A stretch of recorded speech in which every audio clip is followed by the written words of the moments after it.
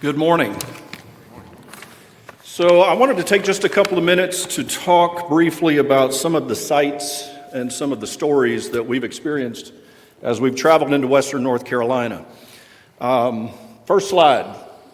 We all know that the storm hit on September 27th. This image shows the next day. This is the power grid. If you look up, you can see the path of Hurricane Helene. Shortly after the hurricane, I approached Pastor Zach and I asked him, what are we as a church doing and what can we do to help more? So he put me in touch with the bishop for Western North Carolina and I asked him, what do you need? And the request came back very simply, firewood. So we started cutting and splitting firewood to provide the warmth of Christ to those in Western North Carolina. Not long after, my phone started ringing, asking to speak to the firewood guy. So one of my first deliveries was with Pastor Rob Parsons. Rob is the preacher at Saluda United Methodist Church, and we went to deliver some wood to Janai. Janai lives at home with her disabled child. She had had a stroke and had been unable to put back her own firewood, 60 some odd years old.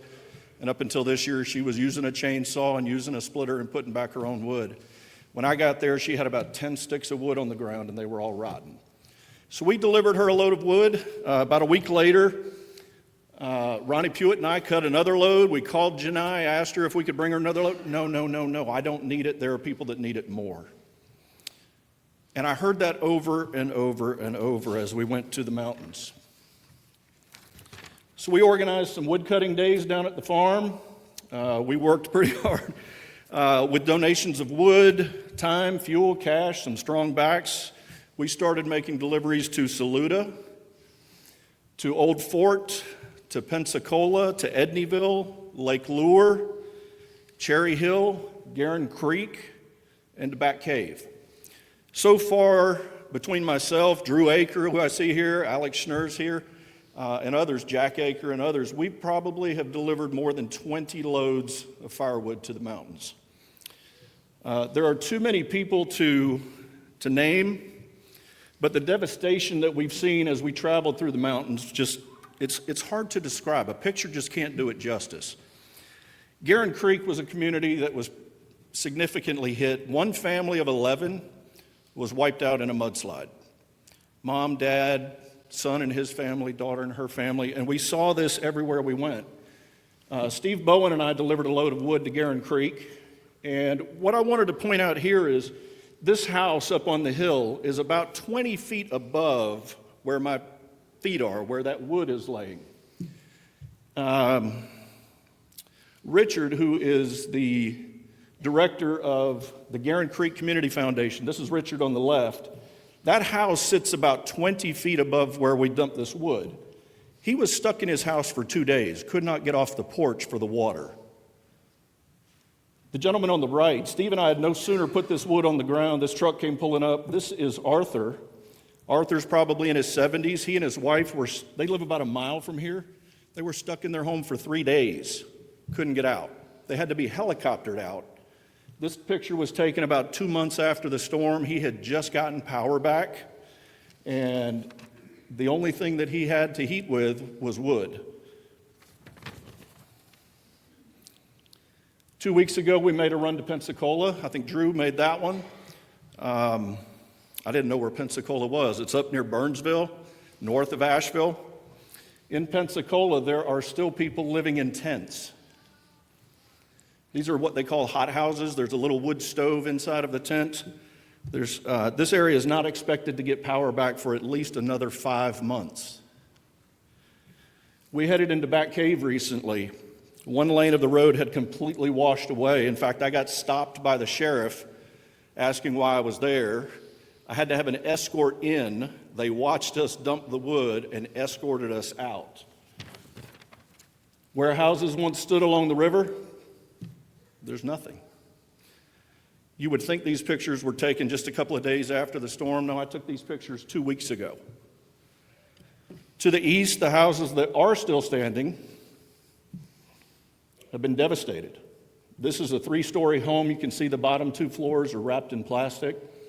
But overwhelmingly, and Repeatedly, I heard that we are still here and we're still standing. I heard that again and again and again. I also heard, please tell everyone thank you, and please don't forget us. I have a trailer of firewood outside, and I wanted you to just take a minute to look at it. If you feel so led, put hands on it, pray. Ask for travel mercies for those of us that are traveling to the mountains. Pray for the people that are there. The next slide. This shows a little store in Back Cave called Hen Pen Antiques. In the upper picture, you see what the store used to look like. The bottom picture, the entire right side of the building is gone.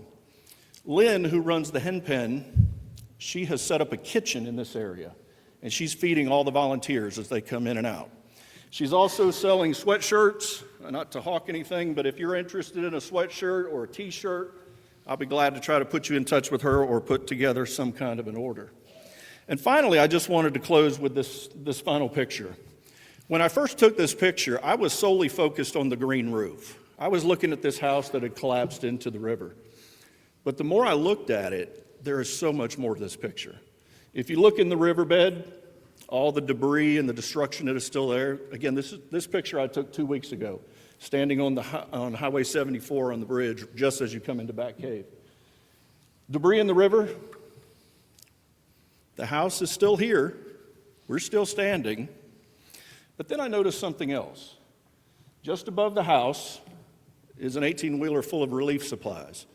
And if you look at the door of that 18-wheeler, it's the symbol of the fish, symbol of Christ. And above all of that is a little white church standing on the hill. And so I just wanted to close with this.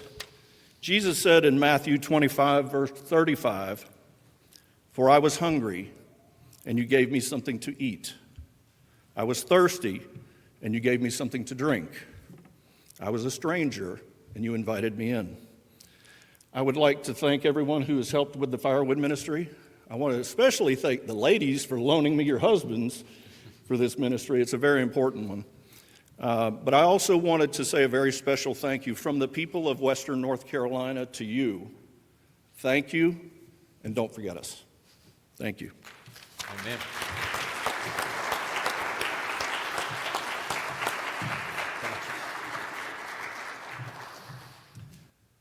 Thank you so much, Ken, for all the work that you are doing, and thank you to everyone who's been a part of taking that firewood in. We know the work there is only getting started, but the good news is we got folks like Ken to remind us to not forget those who are gone. So thank you so very much, Ken.